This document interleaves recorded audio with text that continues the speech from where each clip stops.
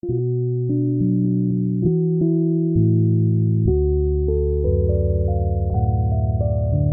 and welcome to the Crimson Stitchery, a video channel about making all things beautiful and useful. My name is Anushka and you can find me elsewhere online as the Crimson Stitchery over on Instagram. We also have a Ravelry group, and if you haven't done so already, please do make sure that you're signed up for my monthly newsletter. I write no more than once or twice a month, and it's the best place to be if you want to stay up to date with everything that's going on with me and the Crimson Stitchery, both behind and in front of the scenes, as it were. So hello, how are you doing? It's been a little while and I'm going to be talking about the reasons for my unintended interruption and what's going to be happening with the Crimson Stitchery going forward at the end of this video over in conversational threads. The last time that I recorded and uploaded a video podcast, I had a giveaway going and I so enjoyed reading through all of the entries into that prize draw. So thank you very much to everybody who entered. It was truly enjoyable, and if you haven't done so already, I'll put a link on screen there to click through to the last episode of the Crimson Stitchery, number 50, which was a celebration episode for reaching that milestone where we talked about our knitting and crochet origin stories. So make sure that you keep watching to find out who won the prize draw I'll be doing at the end. And this video is coming to you courtesy of all of my lovely and wonderful supporters over on Patreon who are keeping the Crimson Stitchery going through monthly subscriptions. One of the nicest things about our Patreon is that we have a really lovely community full of really friendly and kind people, and we have a private Discord server, which is a place where you can share your projects, share what's going on, get advice, ask for tips, and join in knit-alongs and things like that. And it's closed access, it's just for the Patreon, so it kind of feels like quite a safe and welcoming space in the big wide bad world of the internet, or what can sometimes feel like that. So it's kind of nice to have this really friendly community space. If you enjoy the Crimson Stitchery and you've been thinking about joining our Patreon, do head over to patreon.com/the Crimson Stitchery. There are various different benefits of joining the Patreon, including the Discord server, like I mentioned. Also, if you join in the upper tiers, you get access to my latest knitting patterns as part of the subscription. And you can know that you're really supporting me as a creator, as an artist and designer, in a way that's really making a difference, both fiscally in terms of meeting the costs for producing video content and creating knitting patterns, as well as just being a huge morale boost and self-confidence, which is truly appreciated. So thank you so much to all of my patrons and supporters of this channel, present, past, and maybe future. Okay, but first, now I'm too hot already, so I've got to shed a layer. Okay, I've got a couple of finished objects to talk about on this episode of the Crimson Stitchery, as well as an ongoing whip, because that is life, just ongoing works in progress. So the other big news that I have for the Crimson Stitchery is that I released my first shawl pattern, which is this one I've got here, this lovely red shawl called Hawthorn Tincture. So if you've been following along avidly, you will be familiar with this shawl because I released it as a pattern a month ago now. So if you follow over on Instagram or on the newsletter, you will have been notified about it. And in this month's podcast, I thought I would share a little bit more about the design inspiration, about the process, and just about the design project in general. So this is Hawthorn Tincture, a textured triangular shawl knit in a delightfully woolly deep red yarn. Hawthorn Tincture is the third original design that I've created under the Crimson Stitchery this year, through which I've been continuing my exploration of foraging, herbalism and herbal remedies. Earlier this year I released the Salvia Hat pattern, which is named after sage. Then at the beginning of the summer I had the Oregano Socks, and now in the autumn I have Hawthorn Tincture. So let me put it on before I get too hot. As you can see, it's pretty big. It's a really great size just for wearing, you know, as a piece on its own, but you can also wrap it up around your neck. You can bundle up in it and wear it as a scarf. It's also pretty light despite the size because of the yarn that I chose, which is Gilliatt by De Rerum Natura, a gorgeous French yarn brand. I didn't receive yarn support by De Rerum Natura, although they did kindly send me a very beautiful shade card in the post, so thank you, merci à vous. But I am absolutely delighted to be using this yarn because it's truly become a favourite. It's really, really special because of the way that they blend kind of lighter and darker coloured French merino fleeces, so it's kind of got a slightly dry handle. I never really knew what that meant when I heard other podcasters say that, but when it comes to kind of rustic yarns, like you know, Shetland yarns, things that are untreated, when you touch it, it just kind of feels quite dry, quite different from superwash merino and other kinds of merinos where it's like very, very glossy and slick kind of handle, and the same with alpaca. But with this kind of yarn that I've got with Hawthorn Tincture, you can kind of imagine like beads of raindrops like just resting on the surface. That's the image that I get. And indeed, in this kind of herbalism inspired collection that I've been doing this year, so far all three of the yarns have been like non-superwash natural yarns. The first two used yarns from brands that was much more kind of artisanal, produced in very small batches from farms, and then Gilliatt is, you know, you could say it's made on a larger scale, although still by quite a small company. And I've got one more shawl pattern that probably won't come out in 2021, to be honest with you. Probably, well, it will be next year, but then it will kind of complete the cycle of almost one for every season, like a winter pattern that is a even more inexpensive British commercial yarn brand. So it's sort of exploring herbalism and wool through design, which is a really, really fun thing to do. And that's why I wanted to talk about it a bit more in this podcast episode, because I think you might find it interesting. So the reason that the shawl is called Hawthorn Tincture is honestly because of the yarn, because this beautiful, beautiful Gilliatt is in the shade aubépine, which is the French word for hawthorn, which in England is a wild bush or small tree. It's a shrub that can be shaped anything from like a really scraggly, crazy, overgrown wild shape. It can be pruned into a standard shape, you know, like with the trunk and then the tree leaves kind of coming out the top, and it's also very commonly used in hedges, so then it's cut into that kind of box shape, and needless to say it's extremely common. You will find it as hedgerows, so lining the edges of fields. You will find it in suburban parks. It's kind of everywhere. It grows very, very easily, and both the flowers and the berries can be used for traditional herbal medicine and herbal remedies, which are used to support a broken heart. It's used to support the cardiovascular system. I have to say that obviously the usual disclaimer that I am not a physician, and everything that I've just learned by reading books about Western herbal medicine and foraging, and that you should consult a medical practitioner, you know, usual disclaimer. But you know, this is what the herb has been used traditionally, and there is now scientific research around to support that, which is something that I find really interesting, the sort of scientific methods used to analyse and determine traditional and so-called folk remedies. You know, that's an area of interest for me. And, you know, you often find that there is, you know, there's proof in the pudding, if you like. Yeah, so the colour aubépine, I assume, is because of the very, very deep red of hawthorn berries.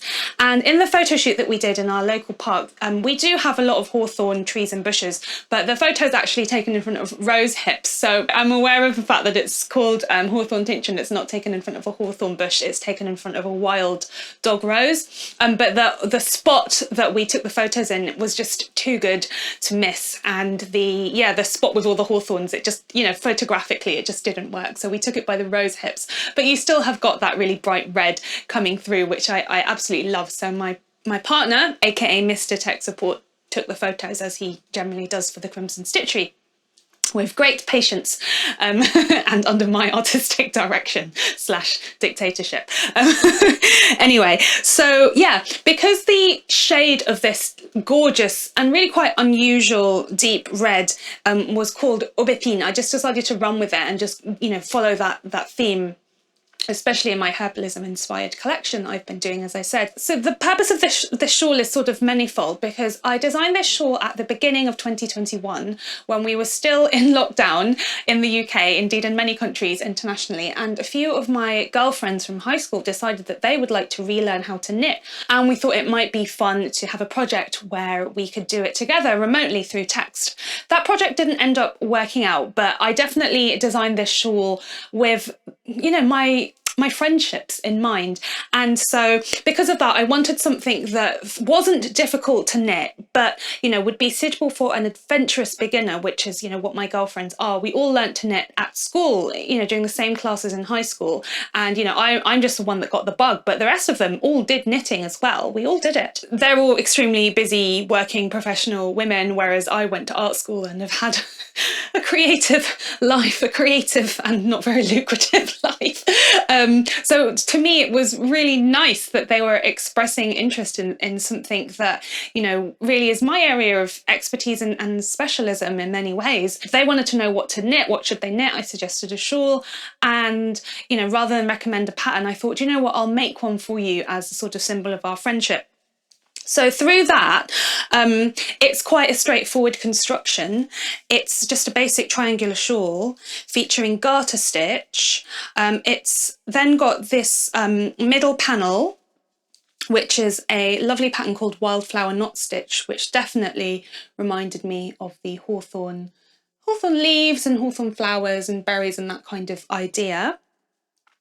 And it's got one of my favourite lace patterns, which is a really simple eyelet lace, like extremely simple garter lace. I absolutely love it and I use it all the time.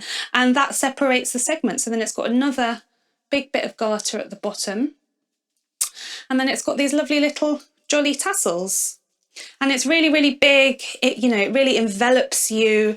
And I just love exploring this rhyming of the healing of nature and being in nature, and the healing properties of herbs and the soothing and calming properties of, you know, creation, as in knitting, creating textile pieces for wearing. But also I think it's important to say, you know, the kind of the energizing features of that. It's not just that it's soothing and calming in a kind of soporific manner, you know, that would put you to sleep, but actually, you know, it can calm you down so that you can restore and come back with greater, you know, clarity, refocused energy, and also kind of understanding priorities through life, which are, you know, friendship, and love and making things. So all of that is definitely very much bound up in the story of this design, and it's reflected in the aesthetics of the piece, as well as the kind of technical aspects of the piece.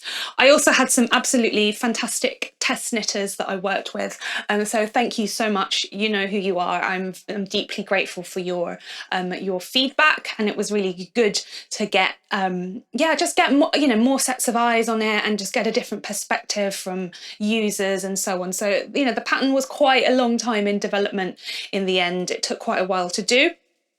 Oh yeah, the last thing I just wanted to say is that I made some Hawthorn Tincture last year. If you have been watching religiously the Crimson Stitchery, you might remember. I distilled the flowers in brandy.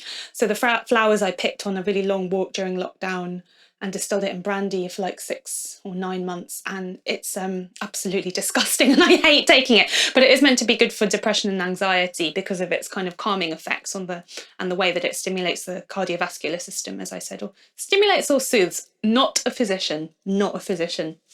I'd have to go back into my books and read through them again. But yeah, it tastes really yucky.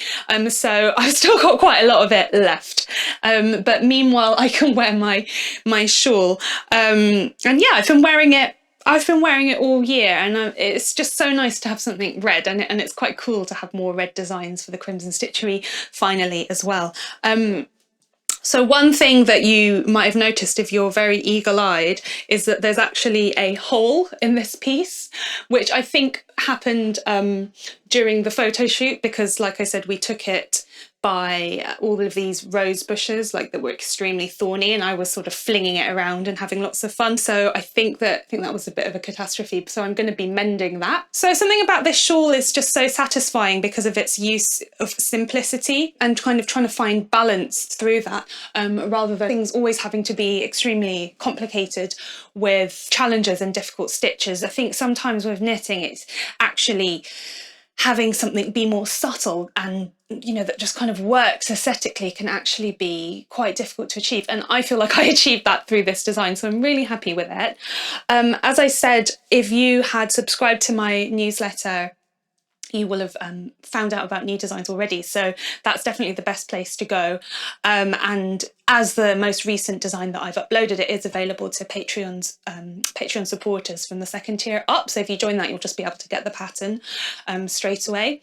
But if you do want to purchase a copy of Hawthorn Tincture, you can get it through my Ravelry store and also via my PayHip shop front. And as a big thank you to all of my YouTube viewers for continuing to support me, please do take 20% off with the code Brandy, Brandy from the Hawthorn Tincture. And that code is just going to be valid for a few days after the release of this video, and details for that will be in the down bar here below on YouTube as always. So yeah. Hawthorn Tincture. A friend or a friend of a friend, don't know how you want to call it, had a baby, so I made a baby sweater, hooray! This is a 100% cotton hand knitted baby sweater. And I used a pattern in this book that I've had for ages, since like the mid-2000s. It's Debbie Bliss Simply Baby, and I've worked through a lot of the patterns in this book. They are truly gorgeous and timeless. And like the baby models are absolutely just to die for. So it was really nice to revisit this book and pick a pattern that I hadn't yet done to work on for the little bebe. And here it is. So I didn't have anything suitable. Oh my God, now I'm holding it up and looking at it on the camera, I'm like dying. It's like my... Oh no, that looks a bit like a ventriloquist dummy if I do that, but you sort of can imagine like a real little thingy little person. So I've been doing, I've been attempting to work from yarns in my stash for quite a while. It's been very hit and miss, and that's been documented on this channel through the Stashless initiatives. And many of you have come along for the ride with that. But I've had to knit a couple of baby sweaters. This is one of the couple along that way, and I didn't have anything suitable because for babies, I think it's really important to do things in machine washable yarns, so either superwash yarns, or in this case, what I tend to go for baby knits myself is 100% cotton. Cotton's also good for babies because it's nice and warm and breathable and insulating, but it's also cooling. It's got cooling properties so that they won't overheat and get too hot, so that's quite good. And yeah, really important to be machine washable, because the last thing that parents need to be doing, you know, parents of newborns, is hand washing baby sick, baby poo-poo, baby liquids. It's like delicately, you know, hand sponging the hand knitted garments. It's just not going to be their priority, is it? So machine washable cotton. So I didn't have any in my stash, so I did what is a really useful thing, which is buy some cotton secondhand. I found a suitable de-stash on Ravelry from another lady that also was doing baby knitting and was offloading some of her leftover balls, and she had all of these balls of I think it's called Gossypian cotton, which is a DK weight cotton. She had them in these 3 colours, and I thought, wow, that will just be perfect for a little striped sweater. So it's this soft, almost denim-y blue, like a pair of soft jeans, a white and a very dark stone grey, very dark flat grey, this kind of tone I feel like you often get in kind of commercial mass-produced, mass-dyed yarns. And yeah, they just worked together really perfectly. I modified the pattern so that some of it was knit in the round because it was all done in pieces, so I couldn't be bothered with that. And I also tried out a new to me technique, which is when you effectively slip the first stitch of every round so that you have a jogless join. Now you can still see that there is a join, but it doesn't quite have the the stepped effect that you can often get with stripes in the round. So that was interesting, because I don't know about you, but I'm the kind of person with knitting where once I've got something that works well with me, I tend to just stick with it. I tend to like what I like. And if I need to find a new, I'm up for finding ways of improving techniques and doing things better. And I'm up for learning new techniques in that sense. But I can get a little bit staid in that sense. So I was quite glad to have the opportunity to try out this technique. And I think I probably will be doing it in the future. I guess it's probably a bit more effective when you have wider stripes, as these were just two row stripes. But that was really nice. And then it's got these buttons that were just from my stash, these nice little square plastic buttons in a jolly red, and they are functional, so you can undo them. So that's, again, really helpful for mothers to be able to pull it, mothers and fathers, I should say, sorry, parents to be able to pull the garment over the baby's head. I guess I just say mothers really because I'm more friends with the mother of the baby, so I had her in mind. I didn't really have the father in mind, although he's a very nice person, obviously.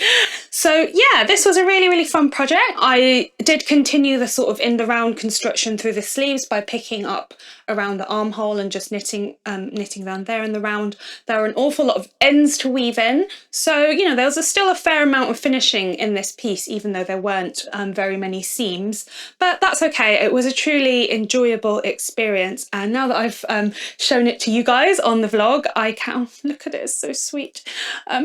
Now I can wrap it up and give it away. I can't wait. The baby's now been born, and I have not met the baby. It's only been a couple of weeks, but I'm looking forward to doing so, and I think it's going to look really sweet. And yeah, just while I'm still talking about baby stuff, and one more tip. I feel like on knitting podcasts, there's sometimes there's a bit of a gap between people that are very experienced in knitting for babies and knowing what they need, and then like other people that maybe their friends are just starting to have babies, and maybe there are not that many babies in their family, and they're quite unsure of what yarns to pick and all of that kind of thing. So definitely machine washable, definitely easy to get on and off the baby. If you have fastenings, obviously you have to sew them on very, very tightly so that they don't risk coming loose and being a choking hazard. And the other thing is, don't be afraid to pick a larger size. This is I think it's 6 to 9 month size rather than the newborn, because they're just not gonna, they'll be able to wear the larger things and just have it a bit big on them, and then they'll be able to enjoy them for a little bit longer. So those are my tips for baby knitting. Let me know if you have any other tips in the comments below. So the last project from my knitting basket to tell you about is my crochet scraps. So I have been continuing to make more of those. By the looks of it, look, I've gone and arranged them according to the edges. So I can't really remember what I showed you before, but I've got more.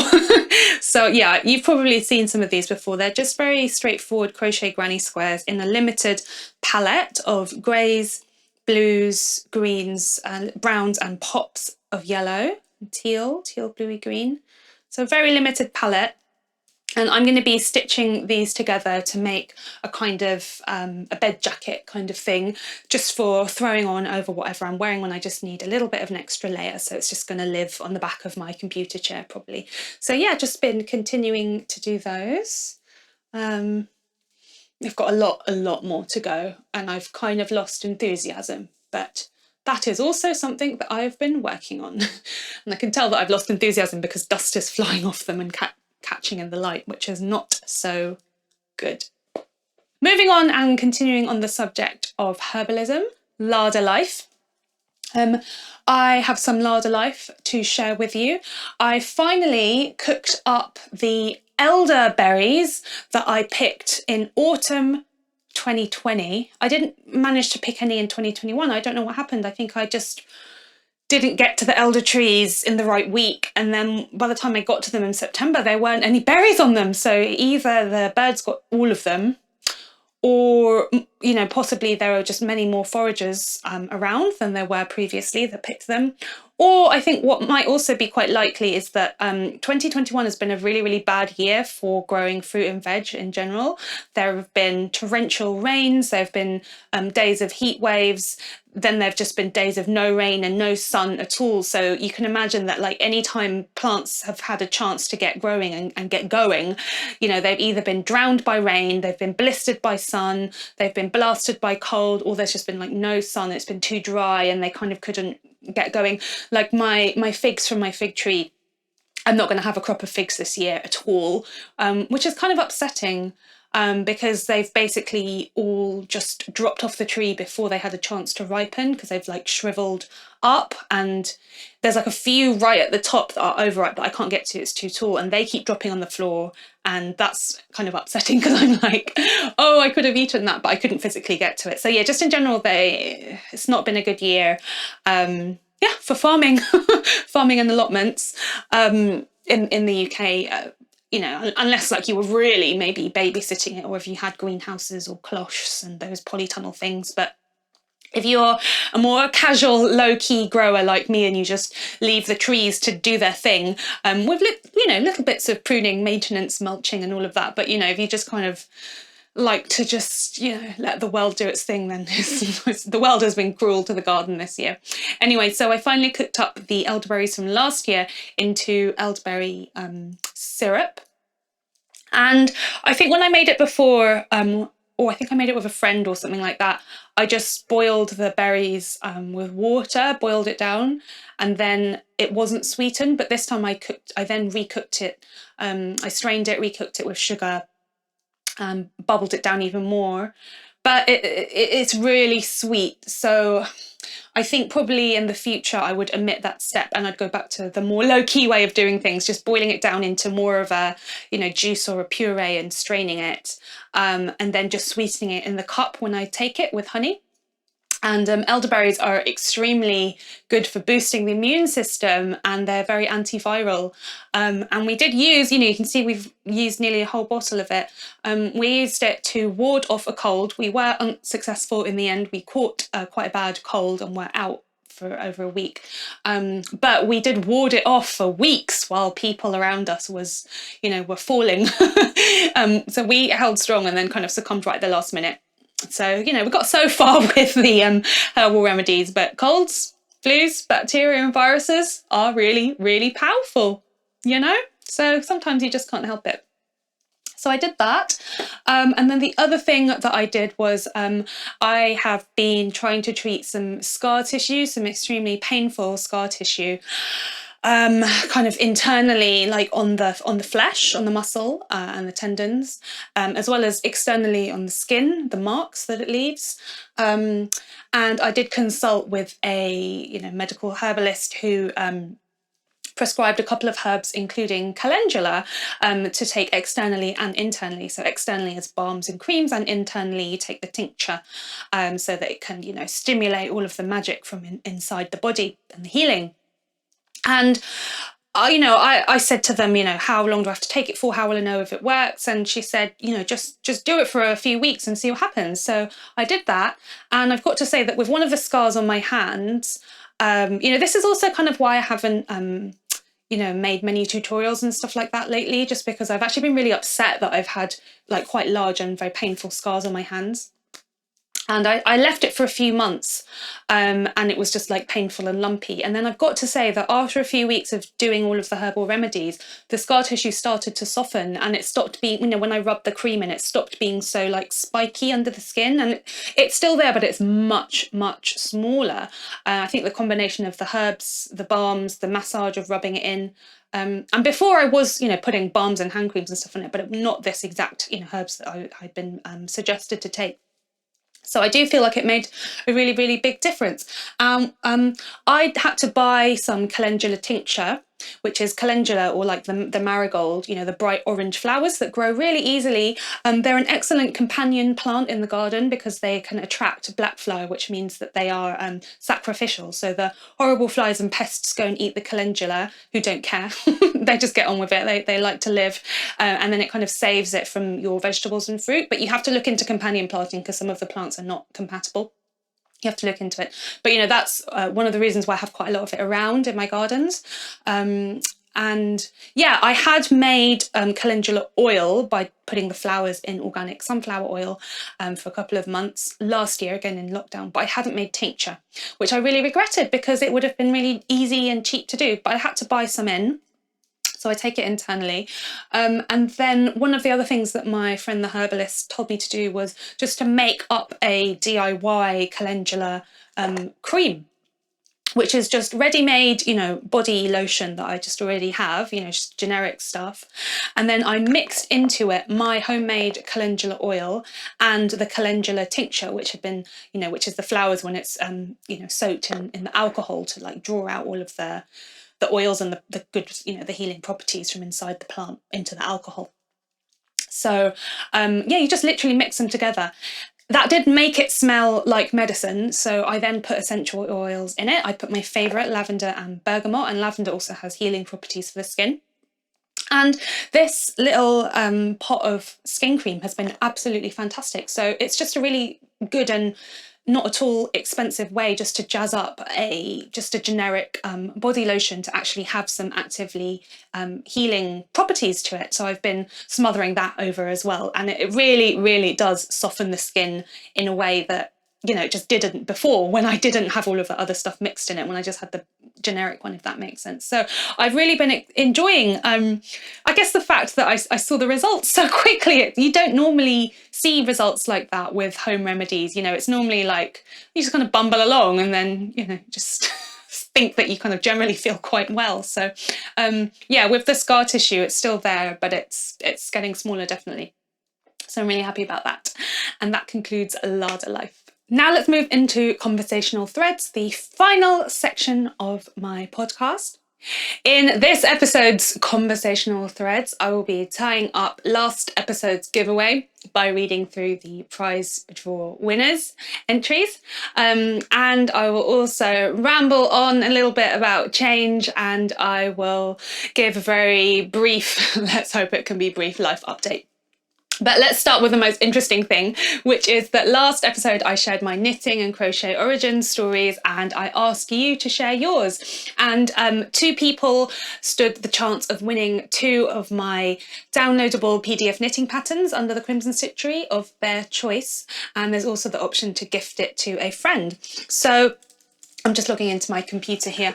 I used a random comment picker to generate 2 winners from the YouTube comments.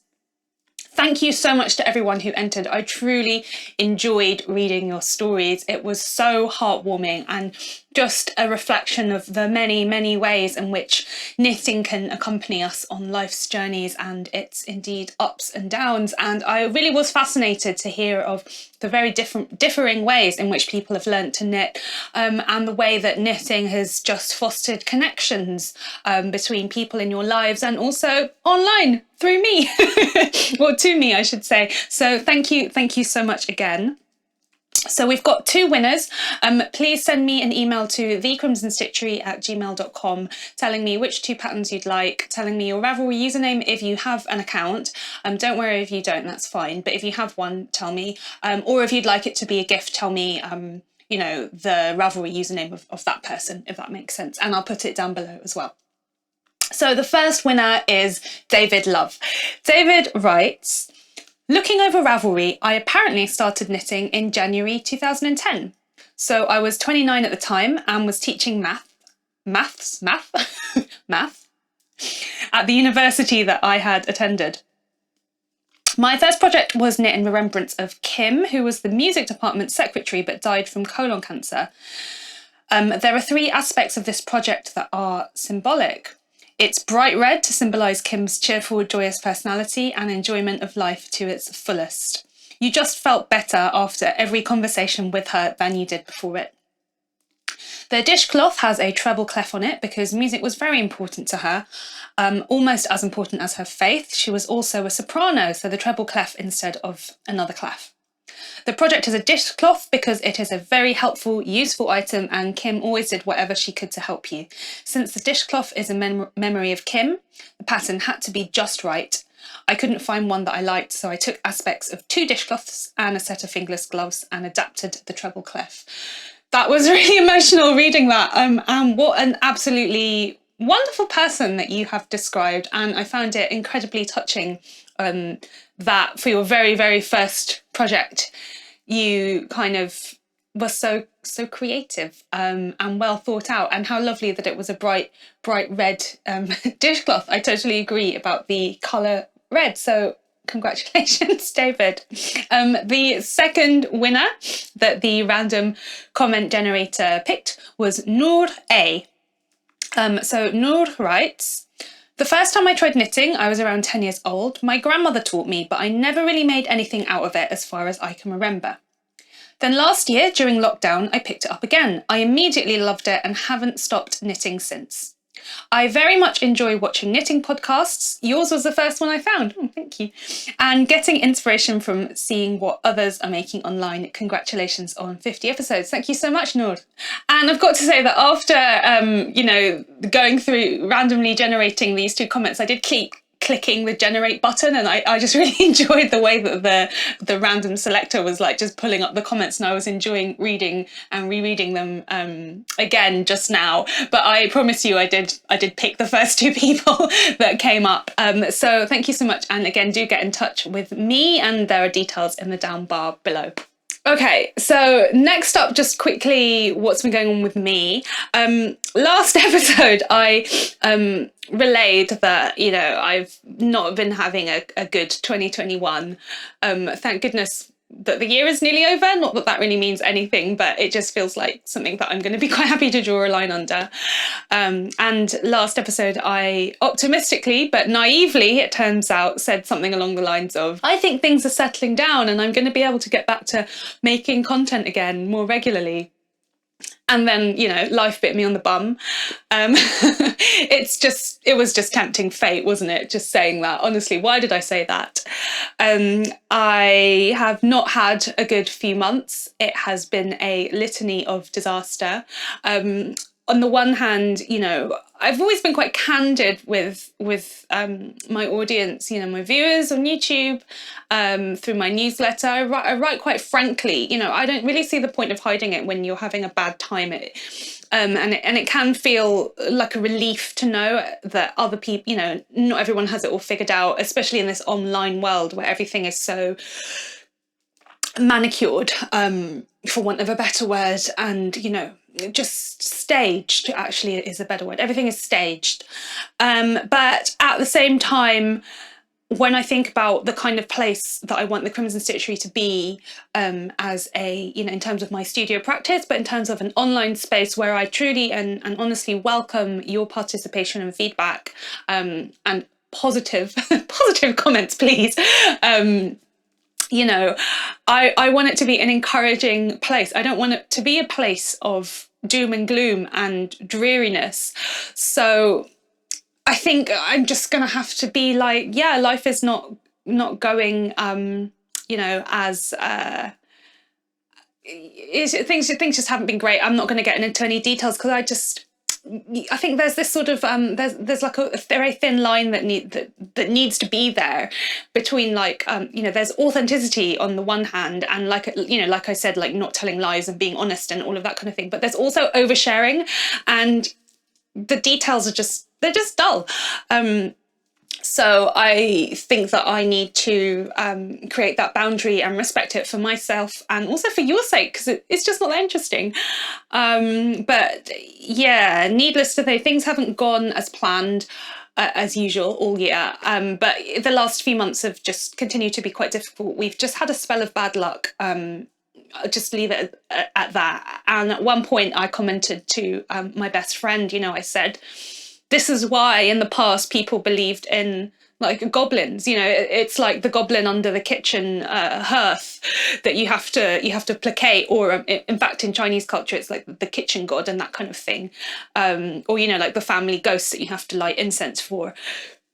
This is why people believed in bad spirits, because you just have spells of bad luck. That's just what it is, just misfortune. And you know, to a certain extent, you can kind of try and be positive and, you know, try and think, oh, well, not everything has been all bad. You know, I've had these good things and these good things, and I've had this creative period and I've had this good thing happen to me and da da da da da. But, you know, sometimes you just can't like positive thinking. You can't do like positive thinking your way out of all situations. I'm not phrasing that very eloquently, but I hope that you can see what I mean. Like, you can't just like manifest your way out of it. You know, sometimes you just got to be like, yeah, things are kind of shitty at the moment, actually. And that's that. I will add as a footnote to all of that, we very sadly, we don't have the wee beastie any longer. I can't go into reasons why, because I will actually start crying. It's incredibly upsetting. And until, you know, he's in really good hands, don't worry. We gave him back to the shelter with a lot of consultation with them, and they fully supported our decision. So he's in really excellent hands. And I just want to say, like, if you don't have anything nice to say about that, please just don't say it, because until I was in a position where I had to give the dog back, I never imagined how horrible and difficult a thing it was. And I discovered that I had been really judgmental about other, you know, other people that kind of give up, quote unquote, on rescue animals. But it's not as simple as that at all. And I'm already getting upset, so I can't talk about it. But I just wanted to say that in case anyone asks about the dog, we don't have him anymore. It just didn't work out, and we have put him in really excellent care. And it wasn't, it was a decision that was made for his well-being as well as our own, basically, well-being and safety. So I'm going to have to move on from that, I'm afraid. But I just wanted to say that because it was like the last 2 episodes had the dog in it, and like the dog was a really big deal, and we don't have any more. But I'm going to have to stop now, basically. So yeah, that's just that. Through all of this, I've also realised that I actually have to prioritise certain things in my life, and I think that that's a really important thing for everyone to do. You know, you hear it said quite a lot about drawing boundaries and prioritising, and sometimes it's different, like knowing something in theory and actually doing it, because you've had like a lot of the fallout. And as part of that, I realised that I need to seriously prioritise finishing my PhD. I'm in the writing up stage. I've got over a year to do it in, and I want to finish it so that I can again draw a line under it and move on with my life, because through the process of doing the PhD I have discovered a lot about myself. I've obviously discovered a lot about the subject matter, and I've really been confronted with myself in a way that I was looking for going into the process, but I certainly wasn't anticipating. Yeah, I think anyone that's done a PhD will know exactly what I mean. And I know that I have a lot of PhD students and PhD graduates, congratulations. And even some people that have ended their PhD, which, you know, good for you, you know, making the decision for you. I know that there's a lot of people that have gone through that watching. So yeah, let me know down below if you're one of those people. And also no shade, like if you haven't got a PhD or any kind of formal education, it's really not the be all and end all. I just want to like put that out there as well, because some people in academia are quite snobby about qualifications, and I think that that's really wrong, and it's certainly not my attitude at all. Yeah, so I have to prioritise finishing it, because it's more important to me that I just finish it. You know, I'm a finisher. And yeah, I need to do it. So through that, I've just realised that I can't commit to any kind of regular content making or upload schedule, I would say, for the next 12 months. I am still going to be making content because I really like doing it as a pastime. It's something that I really enjoy. Like, I was really happy getting the camera out and stuff like that today. And I really value the interactions that I have with you guys. And I love the fact that it's giving me this space to put my creativity out into the world and interact with people. I'm so grateful for it. So I'm certainly not going to stop making content. My Patreon account remains active. Our Discord remains wonderfully active. So thank you so much to everyone who gets involved with that. It's a really valuable space that's available for anyone who chooses to join in. you know, for the cost of a, you know, a cup of coffee a month, or onwards. Yeah, so I just can't, I'm still going to be making content, but I have to just remove any kind of external pressure, in all ways. So I'll just be, you know, popping up here and there. I'm continuing to finish off my designs. I actually have an incredibly exciting design collaboration coming up, so you'll hear something about that then. It's really, really exciting. So again, I've now said it a few times, but if you get the newsletter, you know, you'll be the first to be updated about it there, as well as on Instagram. So yeah, there'll be stuff coming out, but a lot slower, and I feel really good about this decision, and I would like to thank everyone for your ongoing support. I couldn't and I wouldn't be doing this without you. I would just be alone, a lone mad cat howling into a gale. Okay, I just want to round off conversational threads with a less heavy train of thought, which is thinking about personal style. So I have turned 30 this year. I had a big milestone birthday, and yeah, it was a big deal. You know, it's a big deal. And I'm realizing how much I've changed, and I'm changing. And one of the things that's changing is my personal style. And I've found that really, really bittersweet.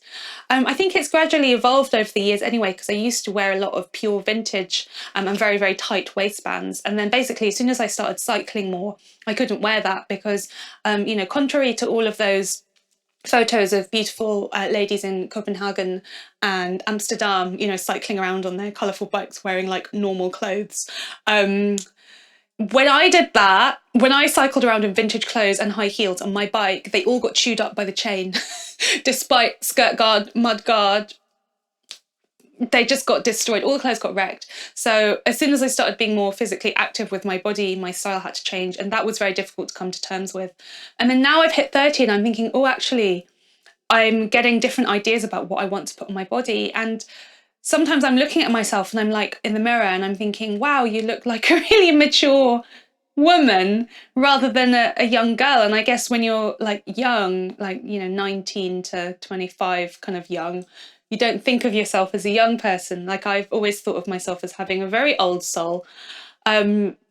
So yeah, and there's certain things that I like that are quite constant, like certain colours, wearing all of the patterns, wearing animal prints, but there's just certain silhouettes that I'm being drawn to and stuff that is kind of surprising that that's what I want, and it's so far away from how I used to dress. And also I don't want to get rid of all of my dresses, and you know, I had to get rid of half of my wardrobe when I moved house, and I'm still sad about that. Minimalism is awful. Like, every single piece of clothing that I've gotten rid of, I've regretted it. Even if it's like just a t-shirt that got holy, I'm like, oh, I really wish I still had that actually. Yeah, so let me know if you've experienced this, if it's been because of maybe a life change, or maybe a more dramatic body change, or just something else completely different. Have you had moments where you feel like the way that you're dressing and the way that, you know, you're putting clothes into your body, like somehow it's not quite right and you're seeking something else? And how are you finding coping with change? How are you finding responding to it? Let me know in the comments down below. Okay, I'm going to wrap up now today. I would like to thank again everybody who has supported this channel, either through a Patreon subscription, through buying me a coffee on Ko-fi, or by buying one of my patterns, leaving me a comment, subscribing to my newsletter, and all of the rest of it. I'm so thankful and grateful to have you here with me at the Crimson Stitchery. I'd especially like to thank my supporters at the Crimson Queens tier on Patreon, which is the highest level. Thank you so much to Shelley, and thank you to Angie Scheitel for your support. If you're interested in checking out Patreon, it's at patreon.com/thecrimsonstitchery. Don't forget to drop me a comment down below telling me how you've been, answering any of the many wonderful questions that I have proffered you. And also there is the discount code available for the Hawthorn Tincture shawl pattern. Thanks so much for watching. I will for sure be seeing you again at the Crimson Stitchery sometime very, very soon. Take care of yourself. Happy knitting. Bye-bye.